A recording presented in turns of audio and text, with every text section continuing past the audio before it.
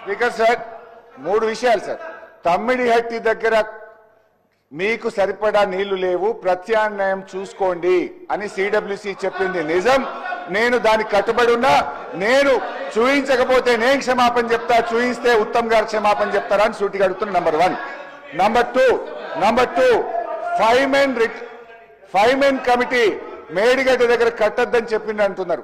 5 men కమిటీకి ఇచ్చిన mandate ఏంటంటే Medigadda to mid Maner direct lifting మేము వాళ్ళకి మ్యాండేట్ ఇచ్చాం.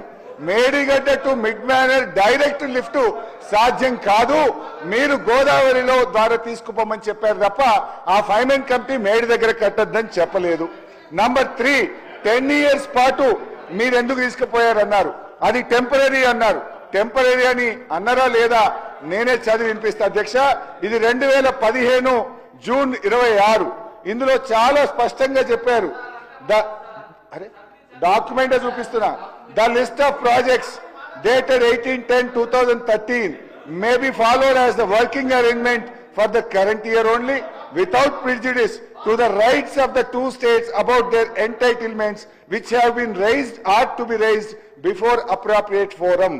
అంతేకాకుండా the entire arrangements agreed for the current year would be without any prejudice to the stand of both the states before any forum. ఇంత స్పష్టంగా ఆ రోజు చేశారు అధ్యక్ష. అయితే అందువల్ల మంత్రి గారు చెప్పినట్టు అది టెంపరీ అరేంజ్మెంట్. సెక్షన్ 3ని మేము సాధించినాం కొట్లాడి. ఇవాళ సెక్షన్ 3 ప్రకారంగా గట్టి వాదనలు వినిపిస్తే 555 టీఎంసీలు తెలంగాణకు దక్కే అవకాశం ఉంది. దాని మీద కృషి చేయండి. అండ్ పోతిరెడ్డిపాడు గురించి వారు మాట్లాడారు. పోతిరెడ్డిపాడు ప్రాజెక్టు కట్టినాడు మంత్రులుగా మేము త్యాగం చేసినాం. మంత్రులుగా ఆనాటి కాంగ్రెస్ ప్రభుత్వంలో పెదవులు మూసుకొని అన్యాయం చేసింది మీరు. రాయలసీమ లిఫ్ట్ ఇరిగేషన్ గురించి చెప్పారు. రాయలసీమ మీద స్టే తెచ్చింది మేము. ఈ రోజు కూడా స్టే ఉన్నది. ఈ రోజు కూడా ప్రాజెక్టు పూర్తి కాలేదు. తమ్మిడిహట్టి దగ్గర 160 టీఎంసీల నీళ్లు లేవు, ప్రత్యామ్నాయం చూసుకోండి అని సిడబ్ల్యూసి చెప్పింది.